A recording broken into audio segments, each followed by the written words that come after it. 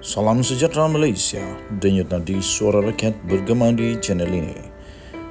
Jangan lupa tekan butang subscribe, like dan share. Malaysia kita punya, cintai Malaysiaku, kita jaga kita.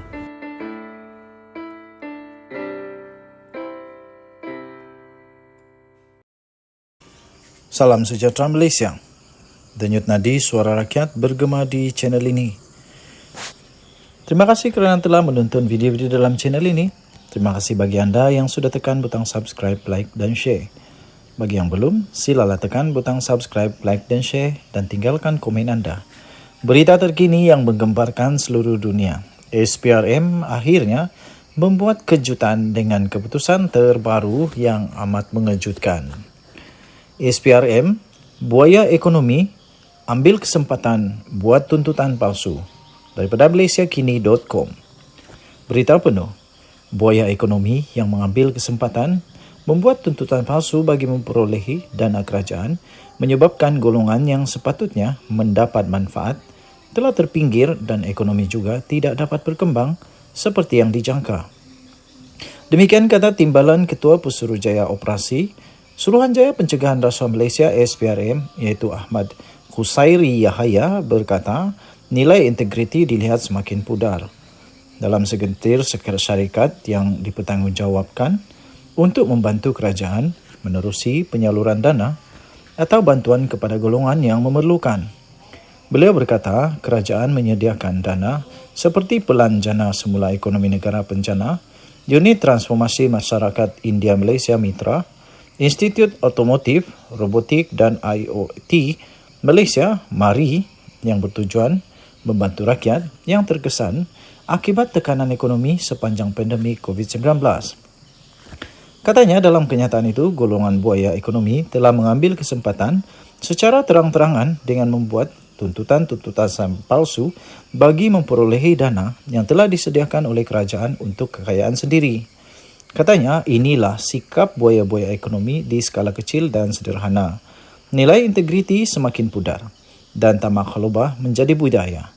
Kesannya, golongan pekerja dibuang, mahasiswa menganggur, peniaga-peniaga yang sepatutnya menerima faedah serta bantuan, dipinggirkan begitu sahaja dan terpaksa menutup perniagaan, katanya dalam satu kenyataan hari ini. Ahmad Khusairi berkata, ketirisan dana berkenaan berlaku akibat beberapa faktor, yang diantaranya adalah kelemahan dalam proses semakan terhadap ketulinan maklumat yang menyebabkan beberapa syarikat yang dimiliki orang yang sama telah membuat tuntutan. Isu darurat kecemasan digunakan sebagai alasan untuk tidak membuat due diligence terhadap pemohon. Beliau berkata selain itu, kerajaan juga tiada mekanisme jelas untuk memantau program atau aktiviti yang sedang dijalankan untuk memastikan ia benar-benar dilaksanakan dengan jumlah peserta yang tepat dan tiada peraturan dan undang-undang jelas untuk diambil tindakan terhadap permohonan seperti senarai hitam, saman sivil dan tuntutan semula dana yang tidak dibelanjakan, katanya.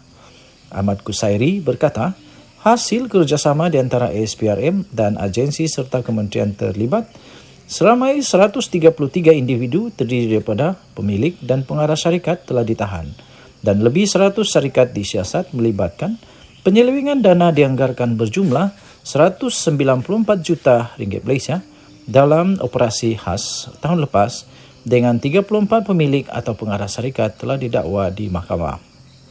Pada 2023 ini, SPRM akan memberikan tumpuan terhadap isu ketirisan dan penyelewengan dana dalam sektor sumber manusia, kebajikan, automotif, pendidikan dan pengajian tinggi, penternakan, pertanian serta perladangan, katanya lagi. Denyut nadi suara rakyat bergema di channel ini. Jangan lupa tekan butang subscribe, like dan share. Kita jumpa lagi. Bye-bye. Salam sejahtera Malaysia, denyut nadi suara rakyat bergema di channel ini. Tuan-tuan dan puan yang dihormati sekalian, misteri tentang keputusan sama ada pemilihan UMNO yang tidak dipertandingkan untuk dua jawatan dijawab oleh ROS. Apa keputusannya? Masih lagi kita tunggu. Tetapi ada berita terbaru ini daripada Ahmad Maslan sendiri dan daripada berita yang sahih, iaitu Ahmad Maslan dan Peguam UMNO akan temui ROS. Nah, ini maksudnya memang ada kes. Memang ada perkara yang perlu diselesaikan. Okey, tapi kita berharap semoga dapat diselesaikan dengan baiklah. Saya fikir kalau tidak ada apa-apa masalah, tidak ada apa-apa kes, tak payah Ahmad Maslan atau Peguam UMNO untuk temui ROS kot. Saya fikir tiada juga masalah, tetapi mungkin ada perlu diterangkan, ada perlu clarification, ada perlu untuk penjelasan lebih jelas kepada ROS. Setiausaha Agung UMNO iaitu Datuk Seri Ahmad Maslan bersama barisan peguam parti itu akan mengadakan satu pertemuan dengan Jabatan Pendaftaran Pertubuhan atau ROS dalam waktu yang terdekat. Ahmad Maslan berkata pertemuan itu bagi membuat penjelasan tentang perkara berhubung dengan proses Perhimpunan Agung UMNO atau PAU 2022 dan pengundian yang dijalankan secara teratur dan mengikut peraturan serta perlembagaan parti. Ahli Parlimen Pontian itu berkata, Peraturan 2.1 Persidangan UMNO menetapkan bahawa jika ada berbangkit sebarang masalah ketika persidangan, maka pengerusi tetap berkuasa untuk membuat keputusan dan keputusannya itu adalah muktamad. Katanya pemberian kuasa kepada pengerusi tetap ini adalah bagi memastikan perjalanan PAU adalah teratur, namun tidaklah terlalu mengikat perwakilan kerana matlamat Perhimpunan Agung adalah untuk membincangkan dan untuk memutuskan isu-isu berkenaan dengan dasar parti seperti mana yang diperuntukkan di bawah Fasal 8.3.1 Perlembagaan UMNO, katanya kepada BH.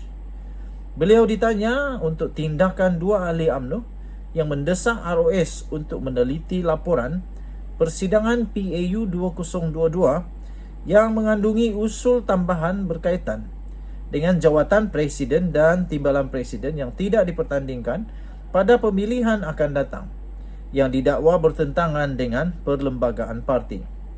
Tuan-tuan dan puan-puan, semalam aduan kepada ROS telah dibuat oleh ahli UMNO bahagian Kuala Nerus iaitu Muhammad Aizad Fikri Muhammad Nasir dan ahli UMNO Negeri Sembilan iaitu Muhammad Fikri Firdaus Muhammad Rom.